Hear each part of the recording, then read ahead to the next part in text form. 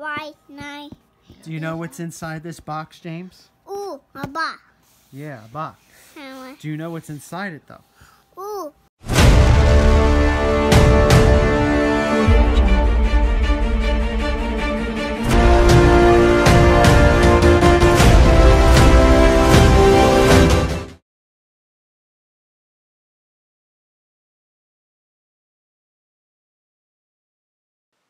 Hey everyone, Reaper here again with another video. This time it's comic book haul number 28, The Amazing Grail. I've been waiting to do this haul for a while. I think I got some pretty good books to show you all. This is also my 4th year on YouTube, and this is my 25th year collecting comic books. So it is my silver anniversary. And what better way to celebrate a silver anniversary than to show some Silver Age Spider-Man. This entire haul is Spider-Man books. Now, before I get started, some of them I showed in a previous haul. I just put them into this haul to, because it fits the Spider-Man theme. And some of them, they're older copies that I plan to upgrade, because hopefully I'll do another Spider-Man haul within the next year. And the ones that I show you in this haul that I say I'd like to upgrade, hopefully by then they will be upgraded. So we do a little comparison between this video and that one. So enough of the bull, let's get started. Amazing Spider-Man number 15, the first appearance of Kraven the Hunter and the first mentioning of Mary Jane, or Mrs. Watson's niece. I don't remember which. I haven't cracked this book open in a while to remember. I don't know if Mary Jane was actually called by her name in this. Maybe you can tell me in the comments. But not quite sure. This, actually, I showed this in my 3rd anniversary haul a year ago. This book I plan to upgrade, hopefully by the next time I do another Spider-Man haul. This is probably maybe a 2530. I'd like to get a little something higher, and hopefully I can do that soon. So, where am I going to put it? Alright. This is another one that was from that haul a year ago, my 3rd anniversary haul. And it's the last in this haul from previous haul. Amazing Spider-Man 14. Just got to show this book again. And this was an upgrade. If you remember my previous copy, it was in my top 25 key books, which I'm going to do an update to that video later this year, but I showed that book in that video sporadically. And even though this is still a low-grade book, it's 4.0, it's light years ahead of that copy. So very happy to still have this in my collection. First appearance of the Green Goblin.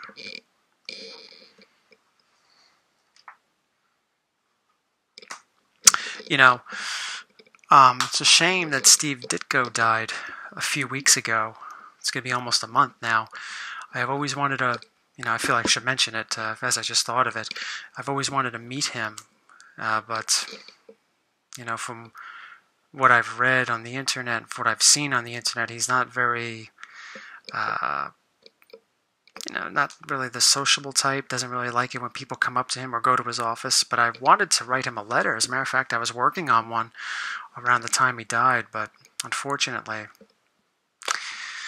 like with Bernie Wrightson, I could never get a response from Steve Ditko, and I couldn't get an autograph from Bernie Wrightson. I just waited a little too long. So, hey, if you see somebody at a con, an artist, a writer, doesn't matter if they're an old-timer or somebody new, and you want to meet them, try to meet them. Say hello, like I did with Joe. I did that with a few months ago with Joe Jusko.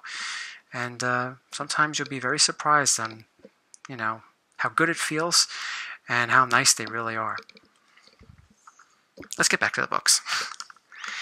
This is an upgrade.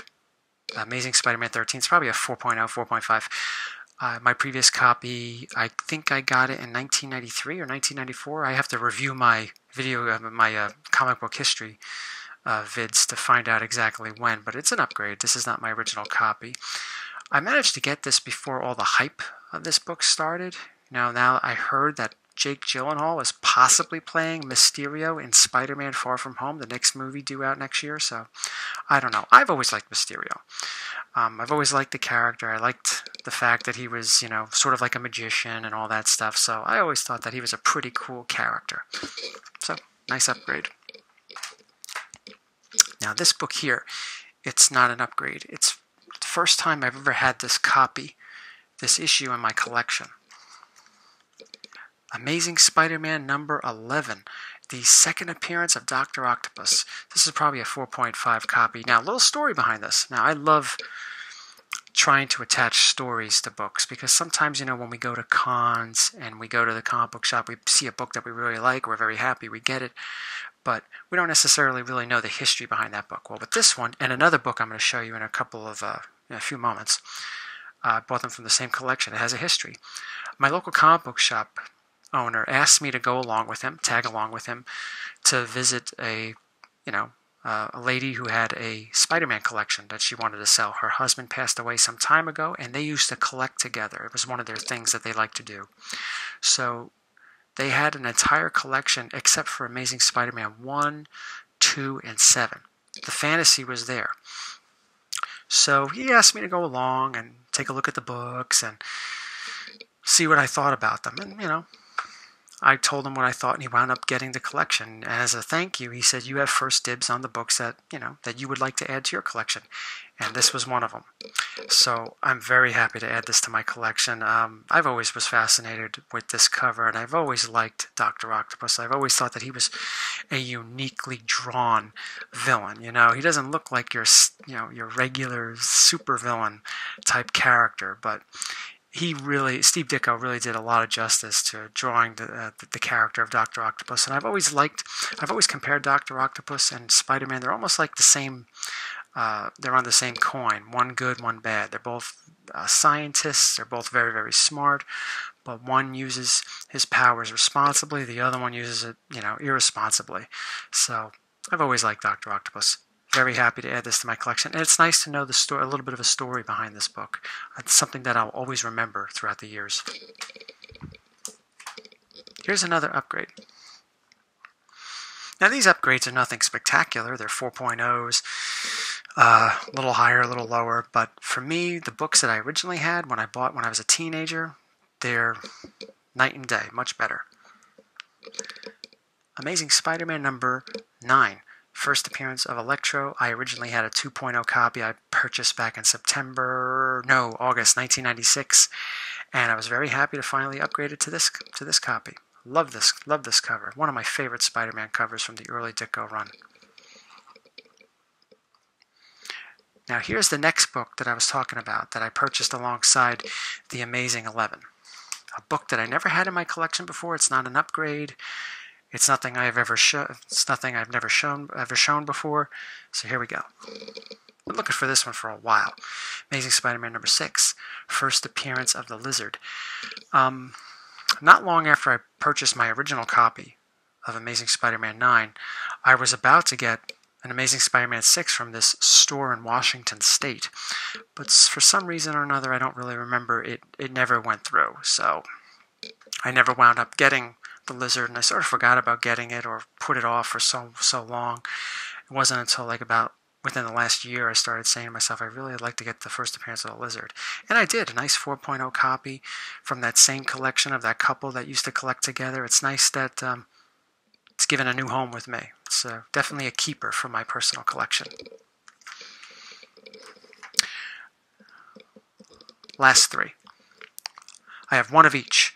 One book that I plan to upgrade, one book that was upgraded, and one book I never had before. Let's start with the one I plan to upgrade. Amazing Spider-Man number 4, first appearance of the Sandman. I've always loved this cover. I like the panel, just like the Amazing number 9. Nick recently did a spotlight on this undervalued or underappreciated Silver Age books. And I haven't opened this book in a while because it's a low-grade copy. It's a 2.0. I'd like to get a 4.0, 4.5 if I can within the next year. But because of that reason, I don't open it too much. And I remember Nick was talking about how, there were previews of X-Men number 1 and Avengers number 1 in this. And I've always loved that. I've always liked looking in comic books and seeing the previews on what was on sale at the same time. It's just, I really like that sort of stuff. And this book had 2 of them, so that's pretty cool. Upgrade. It's only a 3.0, but it's a major upgrade from my previous copy. showed you the second appearance. Now I have the first appearance of Dr. Octopus. It looks pretty good for a 3.0 front and back, but it's obviously got some issues. As you can see at the bottom, and it's missing a little piece here, which prevents it from being any higher. I purchased my original copy back in January 1996, and it was a bad copy. I don't know if I've ever shown it on a video. I don't think so, but it was a really bad copy. The color was pretty much taken right out of the cover. You see right here this question mark? You see the background, how it's red? Well, the cover was so bleached, the background of the question mark was the same color as the background here. The red was just sucked out. You could see right through the cover. There were some chunks missing on the side. The cover was still attached, believe it or not, but the back cover had tears in it, and it was missing the pinup. There's something about books that are missing things that just drive me crazy. It's just something I can't do. Maybe that goes back to when I first got my Incredible Hulk 181, my original copy, not my present copy, but the original copy I got back in 1994, where that seller up in Canada didn't tell me that it was missing the Marvel stamp, and it always bothered me. So maybe that's something that carries with me to this very day. But in any event, very happy to get this upgrade. It's a kind of a pricey book. It's not that easy to find, or at least easy to find one that's pretty affordable. The first appearance of Dr. Octopus is kind of pricey. So in any event, I'm glad I was able to finally upgrade to a nice looking 3.0. Alright, the last book. Anyone want to take a guess what it is? Do you think it's Amazing Spider-Man 1? Is it Amazing Fantasy 15? Well, it's neither of them. Okay? Sorry to disappoint you. But it's something. Something worthy of being called a Grail. In about a couple seconds, I attached my original unboxing of this with me and Little Reaper, so stay tuned and watch and see for yourself the Amazing Grail. Me and James? Oh, you don't have to get me, you get my hands at James. Ready for this, James? Yeah.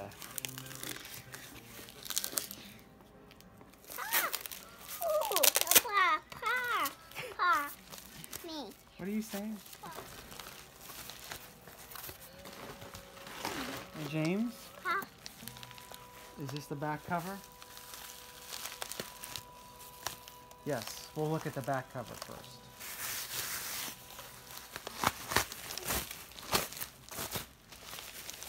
You want the bubble wrap? You can have it, James.